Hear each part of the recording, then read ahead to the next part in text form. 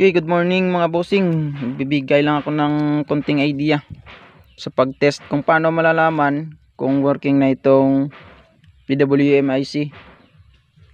So, ito yung mga test points na kailangan mong masukat dyan sa mga voltahe niya para ma-determine mo na working na siya.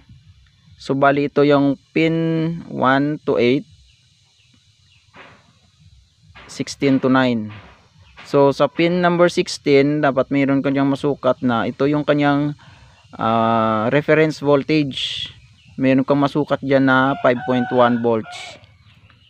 Sa pin number 15, yan yung pinaka-supply niya, 14 to 15 volts. Sa pin number 14, output B, papunta yan dito sa 4688 na MOSFET. So dapat meron yang 5.5 volts. Ito supply din ito. Ito ground. Pin number 11, 5.5 volts din. Output B yan o output A. Papunta yan din dito sa isa. Tapos dito pin number 10, 0 volts. Pin number 9, 4 volts. Dito naman sa kabila, hanggang pin number 2 lang kayo magsukat.